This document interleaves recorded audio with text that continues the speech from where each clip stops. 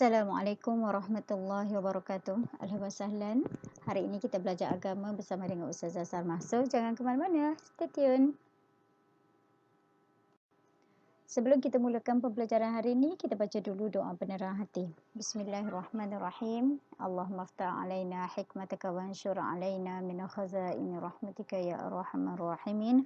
Rabbi zidni ilma warzuqni fahma. Rabbi shrah li sadri wa yassir li amri wahlul 'uqdatam min lisani yafqahu qawli. Okey, tajuk yang kita nak belajar hari ini merupakan ulangan. Ini adalah tajuk yang pernah kita belajar waktu PKP hari itu. Tajuknya daripada bidang tilawat Al-Quran, iaitu makanan halal lagi baik berdasarkan surah Al-Baqarah ayat 168. Kita tengok dulu apakah petikan ayat dia dan kita baca sama-sama. A'udzubillahi minasyaitonirrajim. Ya ayyuhan nasu kulu mimma fil ardi halalan tayyiba wa la tattabi'u khutuwatis syaitan innahu lakum aduwwum mubin. Maksud dia, hai sekalian manusia, makanlah yang halal lagi baik dari apa yang terdapat di bumi dan janganlah kamu mengikuti langkah-langkah syaitan kerana sesungguhnya syaitan itu adalah musuh yang nyata bagi. Okey, berdasarkan ayat tadi, Allah Ta'ala telah mewajibkan kepada kita supaya mengambil makanan halal lagi baik. Kenapa Islam suruh kita mengambil makanan halal lagi baik? Kerana yang pertama, apabila kita mengambil makanan halal lagi baik, satu, ia dapat memelihara badan dan akal daripada kemudaratan. Apa itu kemudaratan? Kemudaratan adalah kerosakan. Kita mesti makan makanan yang baik supaya badan dan juga akal kita akan sihat, akan cergas, akan bertenaga, akan tidak rosak dan sebagainya. Yang kedua, kita disuruh mengambil makanan halal lagi baik supaya dapat menjaga pemikiran yang cerdas. Pemikiran yang cerdas, akal yang cerdas daripada tubuh badan yang cerdas. Otak yang sihat daripada tubuh badan yang sihat. Okey? Yang ketiga, supaya dapat menjaga hati kita supaya jadi bersih. Yang keempat, supaya tubuh badan kita akan menjadi sihat. Dan di sebelah kanan kita ada piramid makanan yang mana dia mempunyai 4 aras. Iaitu aras yang pertama, makanan yang paling banyak disuruh kita makan iaitu karbohidrat kerana ia memberi tenaga. Contoh karbohidrat adalah bijirin. Kemudian aras yang kedua, makanan yang banyak disuruh kita makan, dia mengandungi serat iaitu terdiri daripada buah-buahan dan juga sayur-sayuran.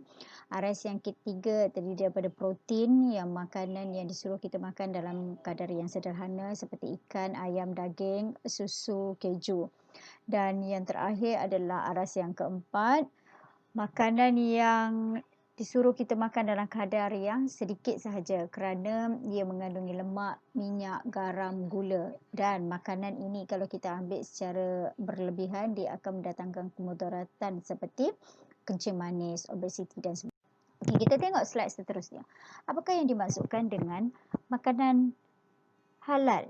Makanan halal maksud dia adalah makanan yang dibenarkan oleh syarak, iaitu yang dibenarkan oleh Islam. Contoh dia nasi, buah-buahan, roti. Lawan kepada makanan halal adalah makanan haram. Makanan haram pula adalah makanan yang dilarang oleh syarak. Contohnya daging babi.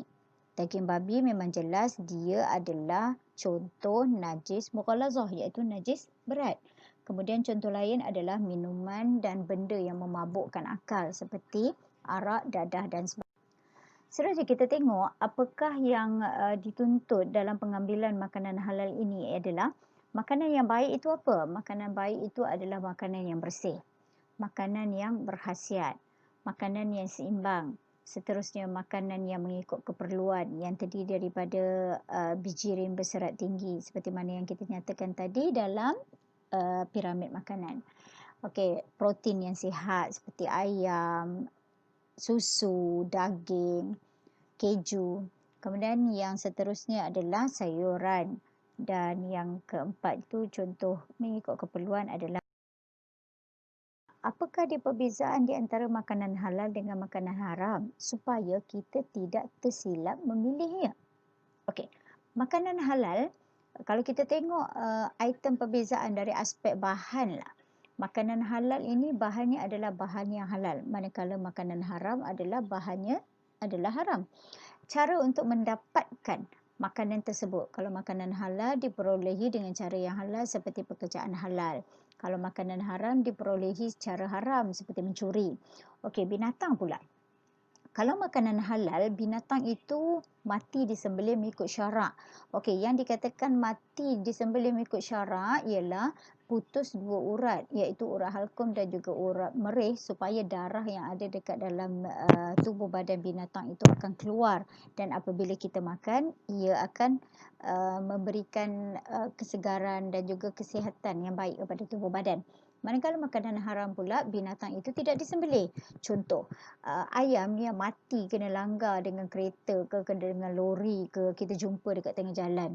Okey, kita pun bawa balik. Kita pun makan. Itu tak boleh. Hukum dia haram. Sebabnya dia dah dikira bangkai. Bangkai haram kita makan. Lagi satu, binatang yang mati cara yang sebegitu, darah dalam badan dia tidak keluar. Bila kita makan, kita akan dapat penyakit. Sebabnya daripada darah yang terkumpul dalam tubuh badan binatang tu. Okey, dari aspek kandungan, makanan halal pula dia bebas daripada najis dan kotoran, manakala makanan haram dia mengandungi najis dan juga kotoran. Dan yang kelima, dari aspek akal dan tubuh badan, makanan halal dia tidak merosakkan akal. Bila akal tak rosak, tubuh badan juga akan sihat. Manakala makanan haram, dia akan merosakkan akal dan dia akan mendatangkan penyakit kepada tubuh badan. Okey, seterusnya kita tengok apakah kesan yang akan kita dapati sekiranya kita mengambil makanan haram. Kita kena ingat ya, tadi dalam ayat tu disebut wala tattabi'u khutuwati syaitan innahu lakum aduwwum mubin. Okey, setan dia memang suruh kita ikut dia, dan kita tahu dia tu adalah musuh yang nyata. Tapi kenapa kita mengambil makanan haram? Sebab dihasut oleh syaitan. Bila iman kita lemah, kita akan terpengaruh dengan hasutan syaitan. Okey, apa akibat bila kita ambil makanan haram? Okey, satu, Allah Ta'ala akan benci. Kenapa? Sebab kita langgar perintah dia. Yang kedua, orang yang banyak makan makanan haram ni akan melakukan banyak dosa. Kemudian jiwa tak tenang, jiwa keluh kesah, gundah gulana. Okey, yang keempat, orang yang melanggar perintah Allah Ta'ala mestilah dapat dosa. Yang kelima, orang yang makan benda haram, doa tak dimabulkan oleh Allah Ta'ala. So, jangan kita marah kenapa Allah Ta'ala tak makbulkan doa kita. Mungkin salah satu sebabnya adalah kita mengambil makanan haram. Okey, yang keenam, apabila makan makanan haram, kita mudah dapat sakit. Okey, dan yang ketujuh, susah kita belajar. Susah nak dapat hidayah daripada Allah Ta'ala. Okey, pelajar-pelajar ingat, kita belajar hati kena bersih supaya hidayah tu senang nak masuk dalam badan kita. Okey, itu sahaja untuk kelas kini. Sekiranya ada permasalahan, kamu boleh tanya dengan Ustazah di dalam grup kelas. Dan kalau tidak ada permasalahan, teruskan dengan membuat latihan dalam buku modul di muka surat 28 hingga 31.